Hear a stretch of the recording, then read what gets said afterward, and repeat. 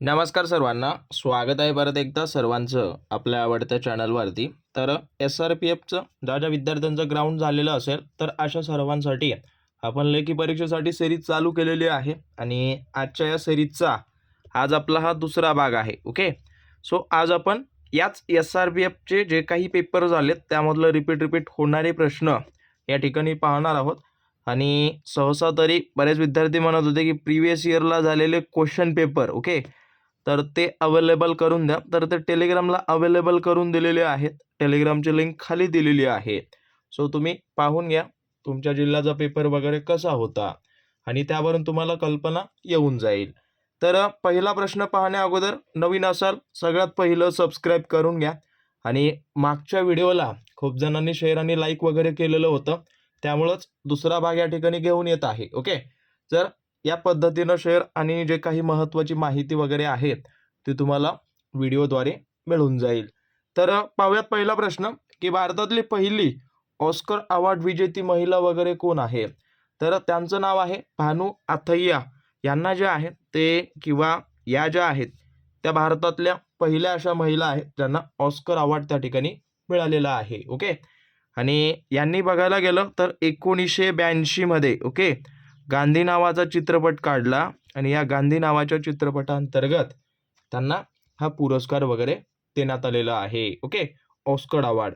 बाकी बघायला गेलं तर शबाना ज्या दिसत आहेत, शबाना आझमी यांना जे आहे ते 5 वेळा राष्ट्रीय पुरस्कार विजेत्या वगैरे आहेत. राष्ट्रीय पुरस्कार म्हणतोय.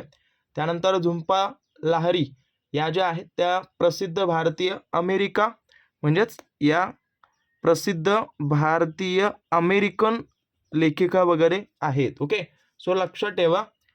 आणि जे काही तुम्हाला महत्त्वाचे प्रश्न आलेले प्रश्न या ठिकाणी आपण कंटिन्यू करूयात सिरीज. ओके, आज दुसरा भाग आहे त्यामुळं लाईक आणि शेअर आणि सबस्क्राईब करून ठेवा सगळ्यात पहिलं, कारण का पुढचे जे काही भाग वगैरे येतील ते तुम्हाला त्याची नोटिफिकेशन वगैरे मिळून जाईल. सो परत नक्षलग्रस्त भागात SRPFच्या कोणत्या विशेष पथकाची मदत वगैरे घेतली जाते किंवा त्या ठिकाणी पाठवलं जातं. तर जो काही C60 नावाचा जो पथक आहे त्या पथकाला त्या ठिकाणी तैनात केलं जातं किंवा त्या पथकाची त्या ठिकाणी मदत वगैरे घेतली जाते. ओके, आणि एक पद्धतीनं सांगायला गेलं तर जे काही गडचिरोली वगैरेचा भाग वगैरे आहे तो नक्षलग्रस्त वगैरे म्हणून आहे ना, तर तशा भागामध्ये याची स्थापना वगैरे झालेली आहे. गडचिरोली भागामध्ये जवळपास 1 डिसेंबर 1990ला ओके या विभागाची स्थापना वगैरे झालेली आहे. सो हेही थोडंसं लक्षात ठेवा. SRPFशी निगडीत असलेले जे काही गट वगैरे आहेत त्याबद्दल थोडीशी माहिती वगैरे काढा. ओके, बाकी बघायला गेलं तर फोर्स वन जे आपलं मुंबई शहर आहे, तर मुंबईमध्ये जे काही दहशतवादी वगैरे असतात तर त्यांचा खात्मा करण्यासाठी याची स्थापना किंवा हे पथक वगैरे स्थापन करण्यात आलेलं आहे. बाकी QRT याला म्हणतात क्विक रिस्पॉन्स टीम वगैरे. ओके, तर एक पद्धतीनं हे तातडीने प्रतिसाद वगैरे देणारी यंत्रणा वगैरे आहे. ओके, सो लक्षात ठेवा. आणि बाकीचं जे काही ऑप्शन वगैरे सोडतोय त्याबद्दल थोडंसं माहिती कमेंट करून द्या. जर तुम्हाला माहिती नसेल तर त्याबद्दल तुम्ही माहिती काढा, हा तुमच्यासाठी होमवर्क असेल. ओके, आणि अजून एक सांगतो महत्त्वाचं म्हणजे काय की या परीक्षेसाठी 6 अशा प्रश्नपत्रिका काढलेल्या आहेत ज्या की जवळपास टॉप IMP लेवलचे प्रश्न बनवलेले आहेत, काढलेले आहेत, जे की रिपीट झालेले प्रश्न. गणित आणि बुद्धिमत्तेचे खूप सारे प्रश्न आमच्या या प्रश्नपत्रिकेतून आलेले आहेत. ओके, त्या जुन्या प्रश्नपत्रिका आहेत सरावासाठी बनवलेल्या, पण तुम्हाला या पदभरतीसाठी उपयोगी पडतील. ओके, चालू घडामोडी सोडून बाकीचे सर्व विषय त्या त्या प्रश्नपत्रिकेत अवेलेबल आहेत. जेवढं होईल तेवढं लवकरात लवकर माझ्याकडून हस्तगत करून घ्या.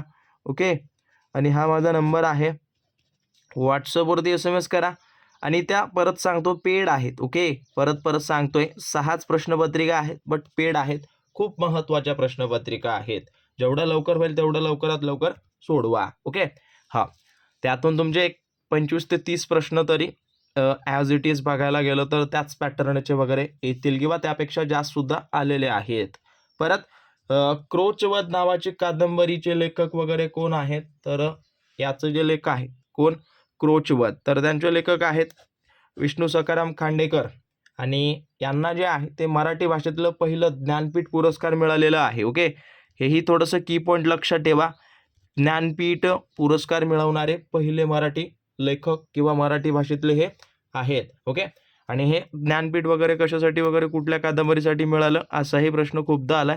तर ययाती सोपे सोपे प्रश्न येतात, त्यामुळे जेवढं होईल तेवढं व्यवस्थित नोट डाऊन करा. ओके, परत बाकी तर माहिती असेल भालचंद्र नेमाडे यांना कोसला किंवा त्यांचे वेगवेगळ्या कादंबऱ्या आहेत. कोसला नावाची कादंबरी आहे, फेमस आहे. आणि परत बघायला गेलं तर यांना सुद्धा मिळालं आहे, बट त्या कादंबरीचं नाव आहे हिंदू. ओके, हिंदू जगण्याची अडगळ या कादंबरीला या ठिकाणी पुरस्कार वगैरे मिळालेला आहे. आणि दया पवार यांना जे आहे ते यांची एक कादंबरी किंवा त्यांचं एक लिखाण आहे बलूत नावाचं, तर याला या ठिकाणी एक पद्धतीनं एक महत्त्वाची कादंबरी वगैरे त्यांचं आहे. ओके, बलूत नावाचं. तर थोडंसं लक्षात ठेवा, हे महत्त्वाची माहिती तुम्हाला नक्कीच परीक्षेला उपयोगी पडेल.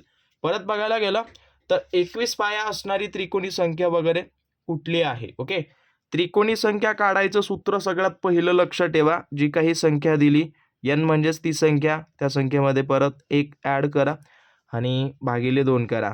परत बघायला गेलं तर सोप्या भाषेत आता इथं तुम्हाला दिलेलं आहे n म्हणजेच काय, ॲज इट इज पाया. ओके, तर 21 परत 21 + 1 करा आणि डिवायडेड बाय 2 करा. यांची जी काही बेरीज वगैरे असेल, गुणाकार वगैरे असेल त्या पद्धतीने करा. जसं की बघायला गेलं तर 21 ओके आणि गुणिले 22 या पद्धतीनं येईल ना.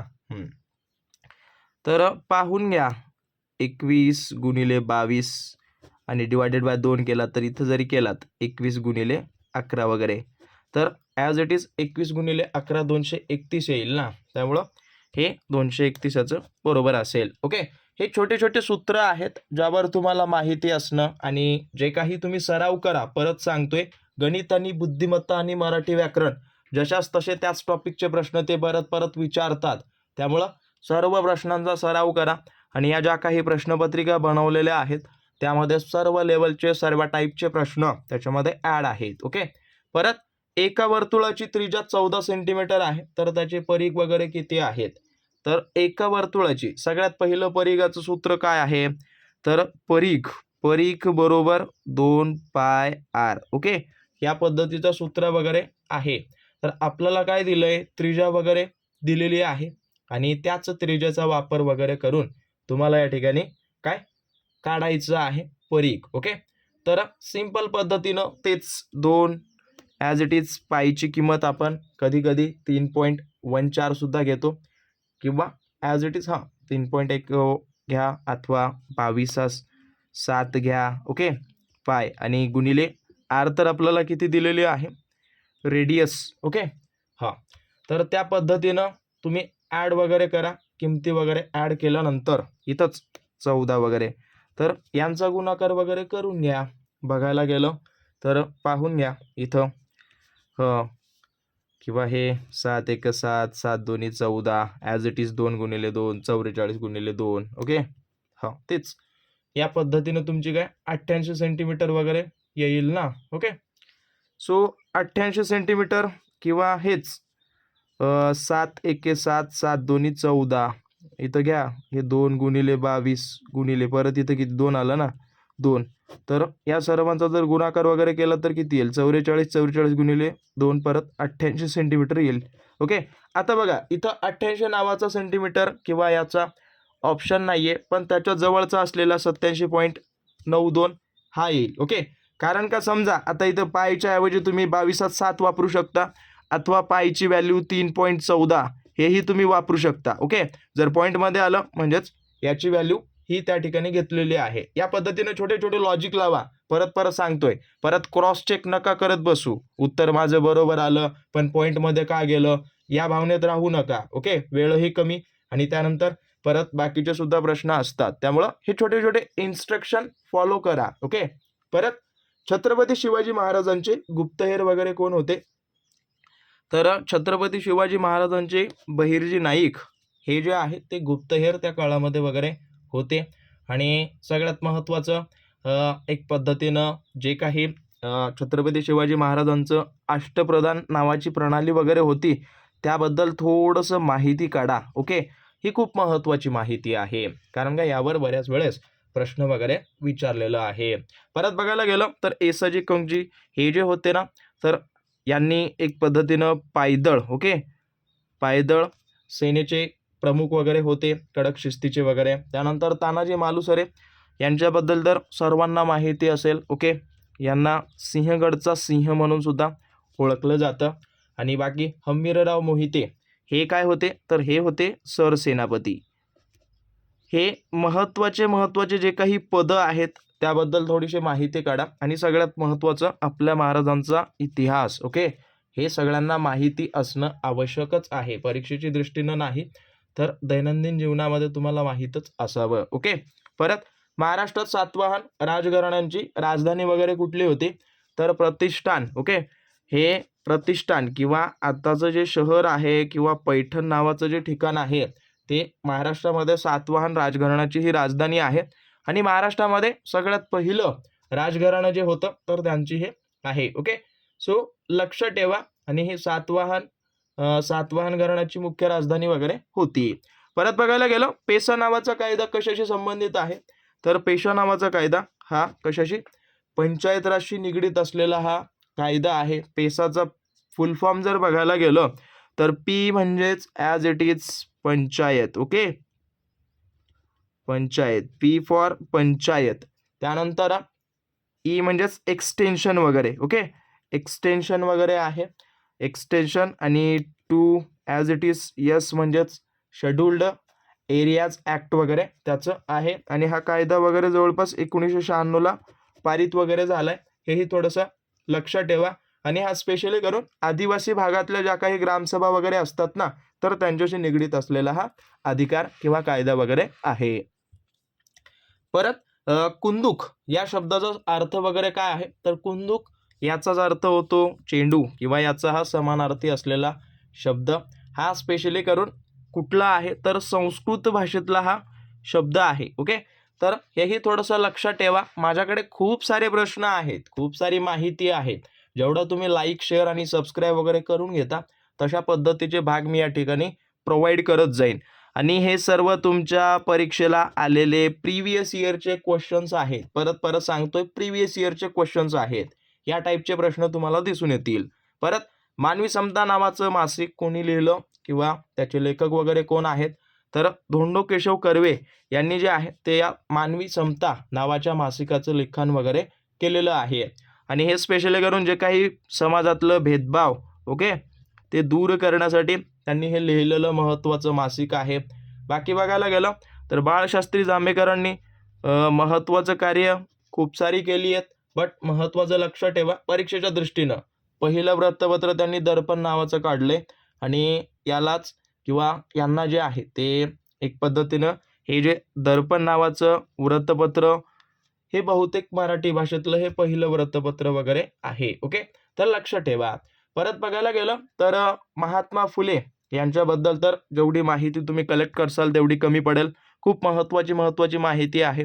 जसं की त्यांनी दीनबंधू नावाचं दीनबंधू ओके हां आणि त्यासोबत सत्यशोधक समाज यांची स्थापना वगैरे केलेली आहे. त्यांची वेगवेगळी पुस्तकं वगैरे आहेत. शेतकऱ्याचं असूड, ब्राह्मणांचं कसं वगैरे ते सर्व माहिती वगैरे सर्वांनी काढा. परत अजून जे महत्त्वाचे व्यक्ती आहेत डॉक्टर बाबासाहेब आंबेडकर यांची तर खूप सारी माहिती महत्त्वाची आहे. जेवढं होईल तेवढं परीक्षेच्या दृष्टीनं. त्यासोबत महत्त्वाचं म्हणजे काय, मूकनायक ओके नावाचं वृत्तपत्र वगैरे. त्यासोबत त्यांनी बहिष्कृत भारत नावाचं वृत्तपत्र ओके हां भारतीय राज्यघटनेचे शिल्पकार, त्यांच्याबद्दल खूप सारी माहिती आहे, महत्त्वाची आहे. त्यासोबत जेवढं होईल तेवढं इन डिटेलमध्ये काढा. ओके हां परत बघायला गेलं तर कलम 52 नुसार भारताचे घटनात्मक प्रमुख वगैरे कोण आहेत किंवा कोण होते वगैरे, तर याच्याबद्दल सांगायला गेलं तर याचं उत्तर मला कमेंट करून द्या. माझ्याकडे अजून बहुतेक खूप सारे प्रश्न वगैरे आहेत. असे जवळपास एक 20च्या जवळजवळ प्रश्न आहेत. बट तेही कव्हर करूयात. जर तुम्हाला काही डाऊट असेल अवश्य मला कळून द्या. आणि परत सांगतोय जेवढं होईल तेवढं लवकरात लवकर या सराव प्रश्नपत्रिका सोडवा. ओके, आणि बाकी जर तुम्हाला अजून जास्त प्रश्न हवे असतील तर मला कळून द्या. आणि सबस्क्राईब वगैरे केलं नसेल तर करा. बाकी तुम्हाला भेटेन पुढच्या भागात. धन्यवाद.